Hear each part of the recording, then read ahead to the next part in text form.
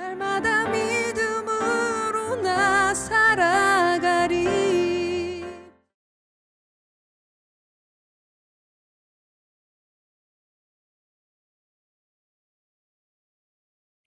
여러분, 우리가 예배할 때 사도신경으로 신앙 고백하죠. 사도신경으로. 사도신경의 내용을 다 믿습니까? 사도신경 매주 예배할 때 하잖아요. 뭐 예배 때마다 하고 모임 때도 하고 뭐 그래요. 사도신경은 성경 전체를 아주 요약한 부분입니다. 우리가 믿는 가장 중요한 엑기스를 골라서 뽑아서 고백하는 내용입니다. 이 내용만 믿음으로 고백할 수 있다면 그 사람은 구원받은 하나님의 백성입니다. 다시 한번 여러분들에게 묻고 싶습니다. 정말 사도신경 그 내용을 그대로 믿고 여러분들이 매주 고백하시는가요? 정말 믿으십니까? 근데 왜 내가 받은 구원의 확신이 흔들리죠? 이거는 구원받은 백성이 아니면 믿지를 못합니다. 자, 우리의 근본적으로 구원에 이르는 믿음은 우리의 노력과 열심이 아닙니다. 나의 의지적인 결단도 아니죠. 결론은 뭡니까? 나를 구원하시는 하나님이 우리에게 뭘 주신 거야? 믿음을 선물로 은혜로 주신 결과다 이 말입니다.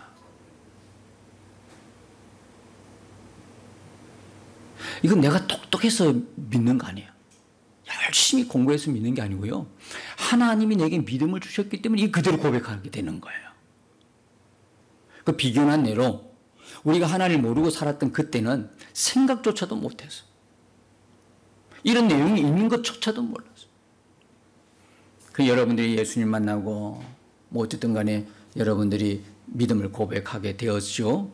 하나님의 택한 백성이 되어서 예배하게 되는데 매주 예배하면서 우리가 사도신경을 놓치지 않고 고백하잖아요. 무슨 이야기입니까? 고백하는 것가 나의 믿음이라는 거예요. 이게 믿어진다는 것은 확실하게 하나님의 택한 백성이고 구원을 얻은 하나님의 자녀라는 거예요. 근데 자꾸 우리가 구원이 희미해, 흔들거려. 왜 그럴까요? 하나님의 불같은 은혜를 받고도요, 금방 은혜는 뭐 저 사람 이야기 나하고는 아무 관계없는 것처럼 살아갈 수 있어요.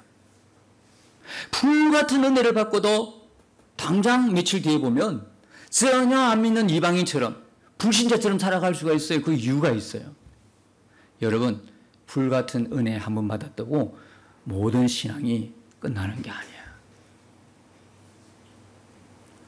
불같은 은혜는 시작이야, 시작. 딱 좋게 정말 아주 강력한 체험을 했어. 정말 사도 바울처럼 다메섹 도상에 가면서 예수님을 만나는 그런 은혜로운 체험을 하고 저 천국까지 삼층전까지 왔다 갔다 하고 정말 큰 은혜를 입었어. 근데 그것은 시작이야. 그런 불같은 은혜를 받고도요, 전혀 안 믿는 사람처럼 살아갈 수가 있는 게 우리란 말이에요. 왜요? 육신을 입고 있잖아요. 항상 육신에는 뭐가 도사리고 있어요? 예? 세상의 유혹이 도사리고 있어요. 죄악의 유혹이 항상 우리를 언제든지 맞들을 수 있는 가능성을 품고 있는 게 우리 육체다 이 말. 정말 불같은 은혜 받고 하나님이 에녹처럼 불러 올리시면 여러분 성공한 거예요.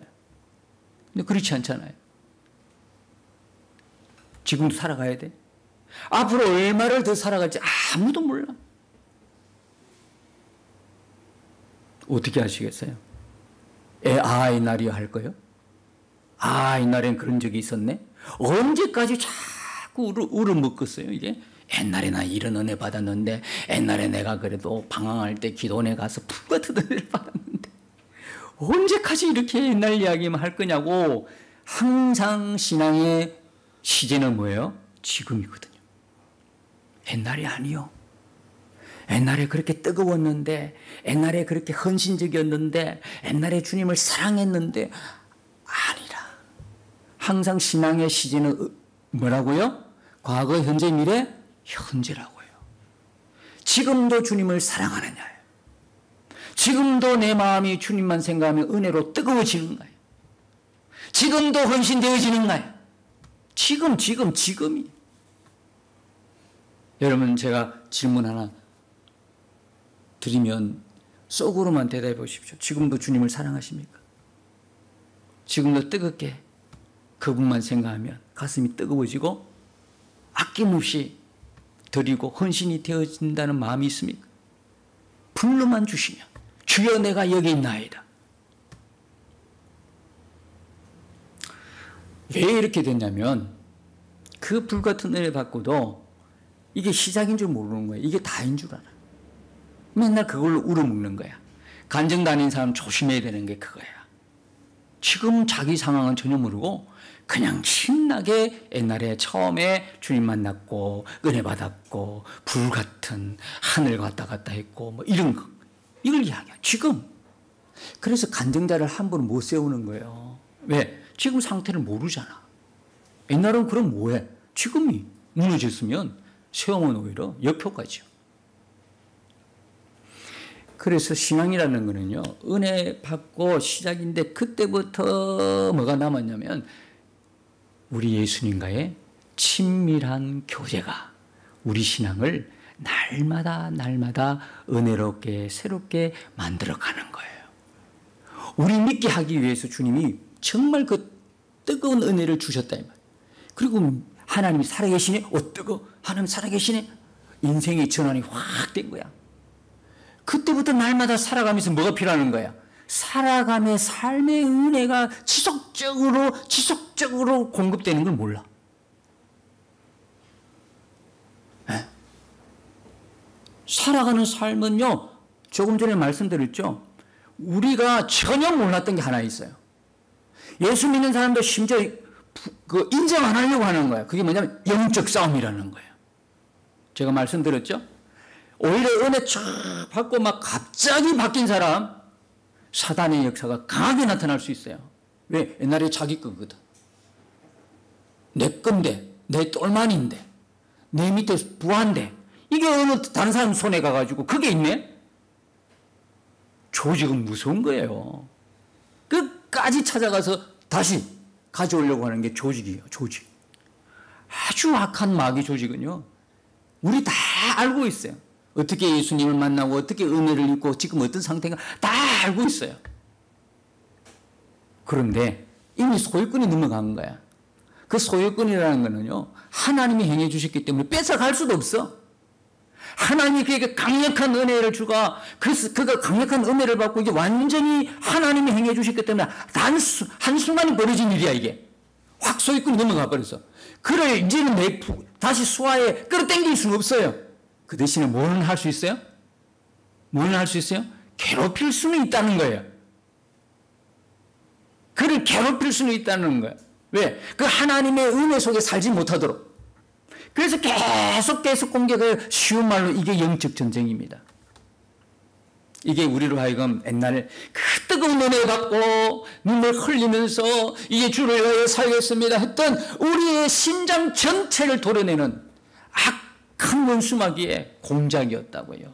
이걸 다 빼앗겨가지고 전투도 한번 못 싸우고 폐잔병처럼 오늘도 힘없이 살아가는 우리들이 배후에 이런 역사가 있다는 걸 전혀 인정하고 싶지 않는 거예요. 왜요? 주님과의 친밀한 교제에 눈을 뜨면 이걸 알 텐데 그냥 은혜 한번 받은 걸로 끝난 줄 알고 있어요. 그냥 은혜 한번 받고 천국 가는 걸로 끝나는 줄 알고 있어요. 우리가 살아내야 될 삶은 넉넉지 않는 전쟁터인데도 불구하고 안방에서 그냥 쉬고 자고 놀고 인정 안 하는 거예요. 그렇기 때문에 우리는 철저하게 성경에서 뭘 이야기하고 있는가?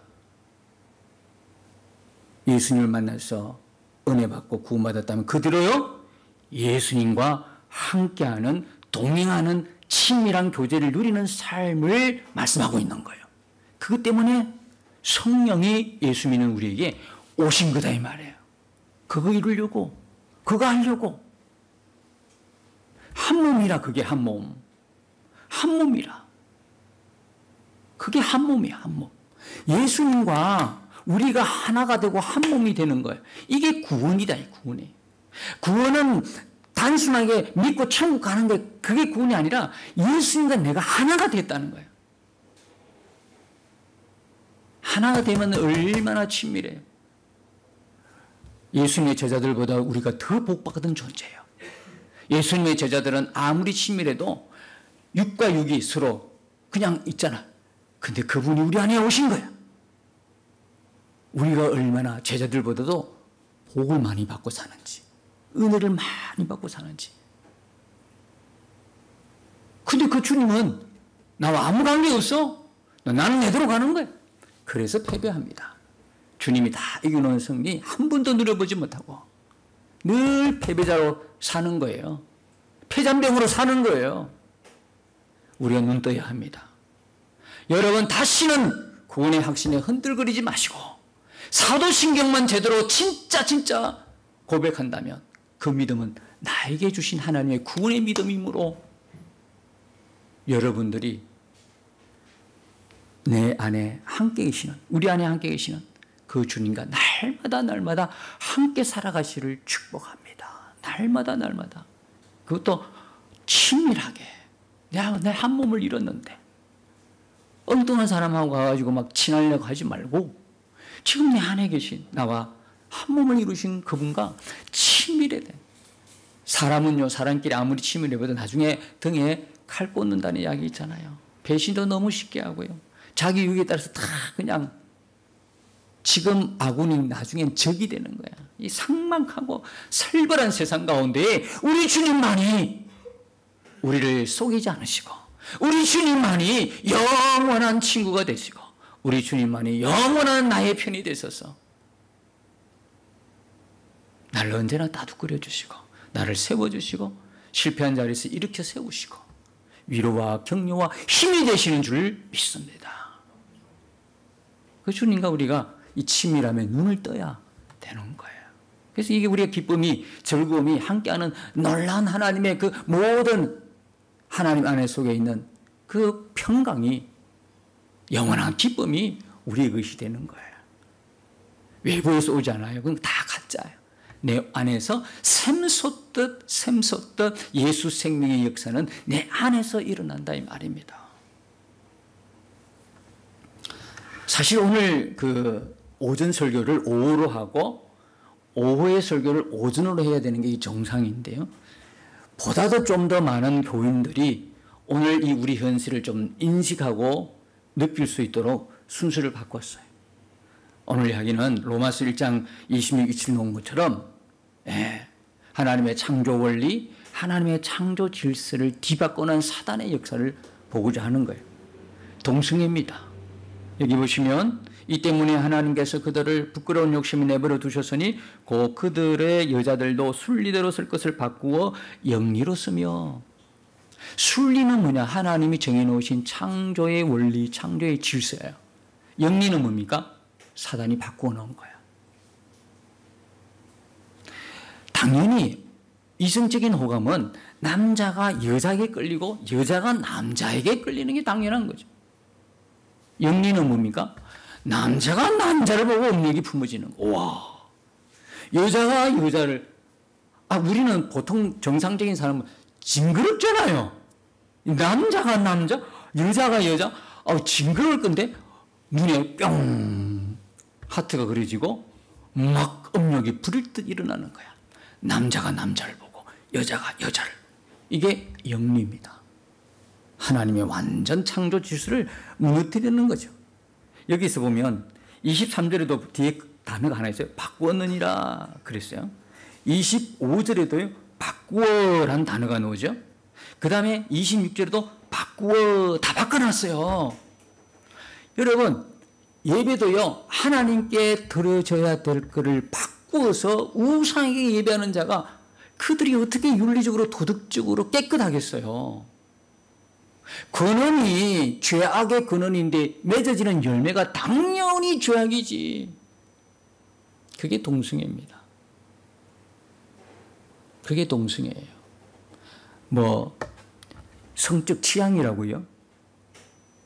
호르몬 어떻게 그거요? 아니요. 성경은 그렇게 이야기 안 했습니다.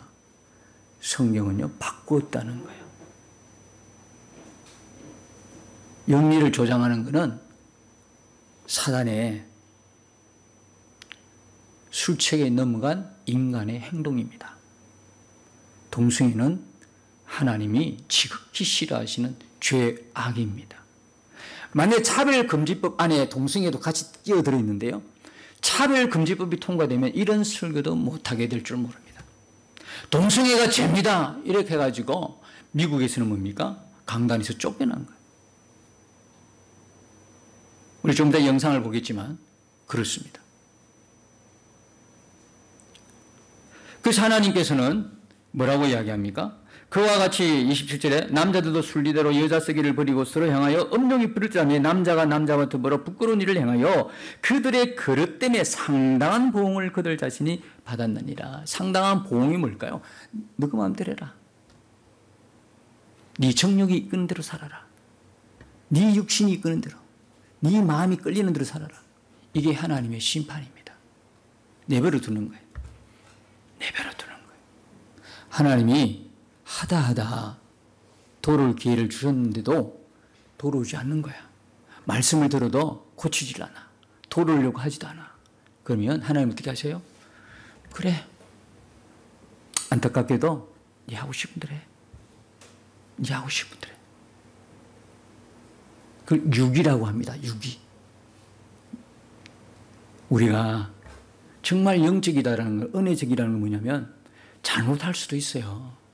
우리가 살아가면서 정말 하나님의 기쁨으로 살아가면 얼마나 좋겠어요.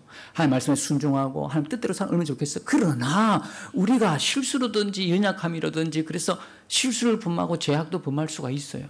그렇기 때문에 그죠? 하나님의 말씀 가운데서도 뭐라고 해요? 예수의 피가 너희를 깨끗게 하느니라. 그때 깨끗하게 하느니라 단어가 시제가 뭐라 그랬다고 그랬죠? 과거예요, 현재예요, 미래예요? 현재라고 그랬잖아요. 하나님은 이처럼 기회를 언제든지 우리에게 주셔요. 그 진짜 영적이고 은혜적인 성도들은요, 내가 잘못된 길에 있었을 때 하나님이 돌아오라는 메시지가 누구를 통해서든 들려요. 이 사람이 살아나요. 들리면 아차 회개하고 돌이킬 수가 있어. 이게 안 들리는 거야. 어느 날 하도 들어도 모르겠다, 하도 들어도 모르겠다, 안 듣는다, 불순종한다. 이러다 보니까 이제는 들리지가 않아. 더 이상. 그게 위험한 거야. 더 이상 말씀이 안 들려. 돌이킬 마음도 없어. 그때가 가장 위험한 거야. 하나님이 이런 자들을 내버려 두는 거야. 네 하고 싶은 대로. 이건 어떻게 하게 되겠어요? 결론은 어떻게 되겠어요? 그래서 하나님이 그들의 정력대로 내버려. 여러분, 동성애를요, 단순히 동성애로만 보면 안 돼요. 그 배우를 잘 봐야 돼요. 제가 어제 질병청에 홈페이지를 들어가 봤어요. 질병청에 홈페이지를 들어갔는데요. 홈페이지. 질병청의 홈페이지를 들어가서 에이즈 환자 통계를 제가 봤어요. 왜냐하면 이 그 동성애와 에이즈는 아주 밀접해 있어요. 동성애자가 에이즈 걸릴 확률이 신규 감염 통계로 보면 94%예요. 94%가 동성애를 통해서 에이즈가 발병이 되는 거예요. 그래서 질병청에 딱 들어가니까 그 이후로 질병청에도 좀 이렇게 빨리 시스템을 바꿔가지고 최신의 어떤 보고가 돼야 되는데 최고로 최신 건이 2021년이더라고요. 2021년 질병관리청 에이즈 환자 통계를 보니까 외국인 말고 우리 국내에 들어온 외국인 말고 내국인 우리나라 사람의 통계를 보니까 15,196명이야. 2021년에. 그럼 지금은요? 이 숫자보다도 많지요. 15,196명 중에 남자 퍼센트로 보면 남자가 93.6%, 여자가 6.4%예요. 남자가 압도적으로 많아요. 연령별로 보니까 20대에서 40대까지. 이 통계가 완벽한 통계라고는 할 수 없어요. 왜? 알려지지 않은 그 음지에서 행했던 것도 많기 때문에 그랬을 수도 있어요. 그 다음에 15세, 제일 낮은 나이는 15세부터. 15세, 19세. 그리고 뭐 40대 쫙 이제 비율이 나와 있더라고요. 동성애는요, 마약을 하는 거하고 똑같습니다. 자기의 성적 취향을 더 극대로화시키기 위해서 할 뿐이지 하나님이 이렇게 만들지는 않았다 이 말입니다. 하나님께서는 남성과 여성을 만들었지 중성을 만들지 않았다는 거예요. 그 자기의 성적 취향입니다. 모르겠어요? 또 이 메시지 듣고 뭐 공격할 분이 또 있을라나 모르겠지만 성경적으로 이야기할 때 하나님은 우리를 남자와 여자로 만드신 거예요. 남자와 여자. 자, 이 에이즈 환자의 특기가 있어요. 생각보다 커요. 우리나라를 지켜줬던 보훈 대상자들보다 훨씬 혜택이 많아. 에이즈 환자에게는요, 모든 병원의 입원비, 검사비, 그 다음에 진찰비, 진료비, 치료비, 모든 게 다 지원이 되는 거예요. 그 다음 병실에 갈 때 보훈 대상자들은 서너 명 있는 대로 가서 혜택 받지만 이 사람들은 1인실 혜택 받아요. 1인실 혜택을 받고 간병비까지 지원이 되는 거예요. 나중에 늙어서 노인 요양병원에 가면 하루에 간병비가 20만 원 드는데도 20만 원 국가에서 지원하는 거예요. 제주도에 있는 사람이 서울로 가서 치료를 받고 싶다. 그러면 왕복 비행기표까지 지원이 되는 거예요. 우리 이 사실 잘 모르고 있어요. 왕복 비행기표까지 지원받죠. 그 다음에 입맛이 없으면 반찬까지도 지원이 되는 거예요. 국민의 혈세가 세금이 이런 사람들에게 계속 지원이 되는 거예요. 지난번 얼핏 보니까 한 달에 약값만 600만 원 무료로 지원되는 거예요. 한 달에 약값만 600만 원. 어마어마합니다. 어마어마. 정말 놀라운 사실. 국가를 생명 걸고 지킨 보훈 대상자보다도 훨씬 대우를 잘 받아. 아니 귀족 대우를 받아요. 우린 지금 동성애를 법으로 통과시키는 세력과 맞서고 있어요. 그게 차별금지법이에요. 한국교회가 더 이상 물러설 데가 없어요. 그래서 함께 모여서 이 일에 대해서 이 법이 통과되지 않도록 기도하고 예배하는 시간을 갖게 된 것이죠. 10월 27일이죠. 지난 해운대에서 성령 집회가 9월 8일 날 있었어요. 그리고 10월 3일은 전국 기도회도 있고요. 우리에게는 위기가 기회인 거예요. 성도들이 다 깨어있어. 지금 시대가 어떤 시대인가를 바로 알고 하나님께 매달려 이 나라와 민족을 살리고 이 교회를 살리고 결국은 우리 다음 세대를 살리는 거예요. 우리는 어떻든 간에, 그죠? 우리는 어떻든 간에 이렇게 지나가면 되는 거야. 살 만큼 살았으니까. 그러나 우리의 다음 세대가 이 나라에 여전히 우리의 살던 삶의 터전 위에 살아가야 돼. 그들이 앞으로 차별금지법이 통과된, 법으로 통과된 이후의 세상은 끔찍하다 이 말이에요. 끔찍하다. 어떻게 그들이 살아갈 수 있을까? 여러분, 이 동성애는요, 그 배후가 가정 파괴에 있다는 걸 기억해야 됩니다. 가정 파괴예요. 사단이 제일 싫어하는 거예요. 하나님의 역사가, 하나님의 나라가 이 땅에 심어지는 거예요. 뭐로 심어질 겁니까? 믿음의 후손들의 가정을 통해서 심어지는 거잖아요. 제일 싫어하는 게 뭐냐? 믿는 가정이에요. 가정을 먼저 파괴시켜야 돼요. 단순한 동성애가 그런 모든 잡다한 성적인 그 떠나서 그 배후에 이런 사단의 역사가 있다는 이야기입니다. 여러분, 하나님께서 기독교의 가장 중요한 핵심 중에 하나가 뭡니까? 가정인 겁니다. 가정이에요. 가정이 있어야 뭡니까? 나라가 있고 신앙도 있고 교회도 있는 거예요. 가정이 무너지면 교회도 나라도 없어요. 하나님이 그래서 세운 첫 번째 기관이 뭡니까? 교회입니까? 아니요. 가정입니다. 에덴 동산을 세웠던 기간이 가정이지 교회가 아니었습니다. 그죠? 가정이 있어, 가정. 건강한 가정, 거룩한 가정. 그리스도인의 가정이 세워져야 하나님 나라가 그 가정을 통해서 이루어져 간단 말이에요. 이건 누구보다도 잘하는 게 누구냐? 우리도 잘 알지만 사단도 너무나 잘 알아. 그걸 무너뜨리는 게 동성이에요. 가정이 형성이 안 돼요. 남자와 남자가 결혼하고 여자가 여자 결혼하는데 어떻게 자녀들이 생산될 수 있어요? 그 지금 인구 절벽에 처했잖아요. 지금 모든 세계가 인구죠. 우리나라는 인구 절벽이 아니에요. 이게 어느 날 갑자기 밀려오는 것 같아. 갑자기 우리에게 밀려오는 것 같아. 이런 일들이 동성애도 전 세계적으로 막 그냥 흑암의 구름이 밀려오듯이 밀려오고요. 인구 절벽도 그렇고요. 하나님 없이 살아가는 모든 세상은 지옥입니다.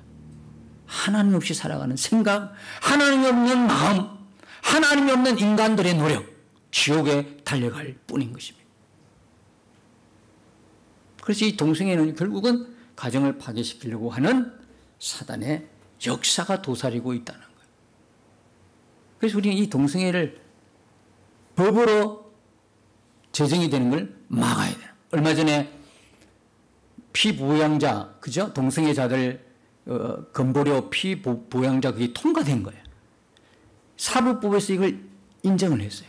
그럼 이게 입법부에서 넘어가가지고 입법화되는 건 시간 문제예요. 시간 문제예요. 여러분, 제가 보통 정치 이야기를 잘 안 하지만 교회 안에서요, 정치의 분별력이 있어야 돼요. 뭐냐면 어차피 여당이나 야당이나 지금 있는 국민의힘이나 더불어민주당이 큰 두 당이 우리나라 양당 체제잖아요. 다른 뭐 소수당 이 두 당이 있는데 이들은요 국민을 위한 정치하지 않습니다. 정치인들은 하나밖에 없습니다. 당을 위해서, 자기들의 정당 유익을 위해서. 국민의힘도 그렇고 더불어민주당도 똑같습니다. 지금 김건희 막 이야기하죠. 여기는 이재명 똑같습니다. 윤리 도덕적으로는 둘이가 똑같아요. 여러분이 어느 당을 더 선호하는지 모르겠지만 그 윤리 도덕적으로 선호하면 그건 잘못된 선택이에요. 어느 당도 국민을 위한 제대로 된 정당 없어요. 둘 똑같아. 내가 국회의원이 되면 국민을 위해서 싸우겠습니다. 그리고 당선된 사람 치고 정말 국민을 위해서 일하는 사람 못 봤어요. 이게 정치인의 특징입니다. 그래서 국민의힘도 그렇고 더불어민주당도 그렇고 국민을 위한 정치하는 당이 아니고 당리당략이에요. 자신들의 정치 수명을 연장시키고 자신의 당을 위해서 할 뿐이지 국민을 그 기준으로 이야기하면 둘 다 똑같다는 이야기를 제가 하고 싶은 거예요. 그리스도인들이 그러면 선거할 때 투표할 때 뭘 기준으로 해야 되느냐? 바로 이것입니다. 뭡니까? 하나님이 싫어하는 악법을 제정시키려고 하는 당이 어느 당이냐를 분별하셔야 됩니다. 둘 다 어차피 윤리 도덕적으로 똑같아. 어느 하나 깨끗한 당 없다니까. 다 속이고 거짓말하고 은폐시키고 다 똑같아. 그러면 여러분의 선택은 뭐냐? 기권해서는 안 되는 거예요. 뭐 해야 돼? 하나님이 싫어하는 법을 제정시키려고 하는 어느 많은 당이 어느 당이냐? 그리고 이 나라를 공산화하려고 하는 생각과 마음을 가진 당이 어느 당에 가깝냐? 이걸 보셔야 돼. 예수 믿는 사람과 사회주의 공산국가는 정반대입니다. 우리나라가 만일에 공산화가 된다면 누가 먼저 죽을 것 같습니까? 노동자? 아니요. 예수 믿는 사람 먼저 죽입니다. 왜요? 공산당이 제일 싫어하는 사람이 기독교인입니다. 자기들 말 안 듣거든. 왜? 우리는 하나님 외에는 경배 대상이 없다 이 말입니다. 우리는 목에 칼이 들어오고 총이 들어와도 하나님 외에는 예배하지 않습니다. 공산당은 다릅니다. 여러분 잘 아시잖아요. 공산당은 달라요. 우리가 지금 이렇게 자유민주를 누리고 살아가는데 얼마 떨어지 않는 북한의 실상을 눈으로 뻔히 보면서도 그 공산당이 좋다 그러면 뭐가 문제가 되는가? 이게 문제가 있어도 엄청 문제가 많은 거 아니겠습니까? 이 세대에. 지난번에 안창호 인권위원장가 할 때 여러분 다 보셨잖아요. 더불어민주당의 한 의원이 물어봤어요. 지금 민주체제가 이렇게 우리가 확립이 된 이 세대에도, 우리 세대도 공산 통치가, 정부가 이렇게 공산화될 수 있는 공산혁명이 가능합니까? 뭐라고 이야기합니까? 이론에는 가능합니다라고 답변했어요. 우리가 이렇게 우리나라 대한민국이 자유를 누리고 민주체제가 아주 확립이 된 나라인 것처럼 보이죠? 그렇다고 공산혁명이 안 일어납니까? 안 일어난다고 우리는 봐. 그랬으면 좋겠어. 근데 이론적으로 된다는 거예요. 이론적으로는 일어날 수 있다. 그 이론이 뭐냐면 안토니오 그람시의 진지전이라고 하는 공상 이론을 들고 놓은 거예요. 저는 참 안타깝게도 그 질문을 했던 사람이 전도사 경력이 있는 기독교인이에요. 그리고 하나님께서 창조하셨다. 온 국민 앞에 창조를 이야기했죠. 위원장이 그럴 기회가 딱 주신 거예요. 하나님이 천지를 만드셨습니다. 창조하셨습니다. 그랬더니 창조론을 믿는다고, 창조를 믿는다고 기독교 탈레반이라고 했던 사람. 내가 창조를 믿는데 어차피 진화론도 믿음이잖아요. 봤어요? 진화론이 그렇게 되어지는 거 다 봤어요? 하나님께서 천지를 창조 우리 눈으로 봤어요? 못 봤어요. 우리 실제로 못 본 거야. 그 이야기 뭐냐면 믿음의 문제라는 거예요. 창조도 우리의 믿음의 문제예요. 그러면 그거는요. 진화론은요. 그것도 믿음의 문제야. 그랬더니 그 의원이 하는 이야기가 무슨 이야기였어요? 나도 교과서에서 배웠다는 거예요. 웃기는 이야기 아니에요. 그러면 창조도 믿음의 문제, 진화도 믿음의 문제 같으면 둘이 똑같이 실어야지 교과서에. 왜 창조는 빼고 진화만 실습니까? 할 말이 없는 거지. 그렇게 창조를 부인하고 오히려 동승애를 뭡니까? 더 권장했던 그 두 사람이 뭐냐? 한 사람은 전도사, 한 사람은 목사의 아들이었어요. 가짜 많습니다. 겉은 기독교인이야. 속은 안 믿어요. 안 믿는다고요.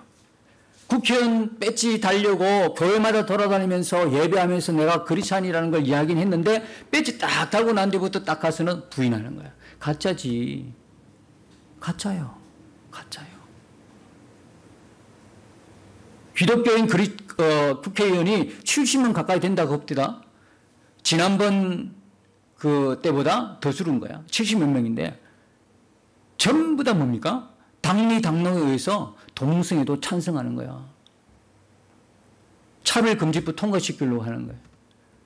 다 교회 가면 장로고 집사요. 이게 뭐냐고요. 그게 진짜와 가짜는 여기 다 드러난다니까. 조금만 하면 다 드러나. 그래서 여러분이 투표는 자유지만 하나님 편에서 그리스도인들은 생각을 할 줄 알아야 되는 거예요. 그래서 그람시의 진지전에 보면 이 진지전 안에 뭐가 있냐면 옛날에는 기동전이야.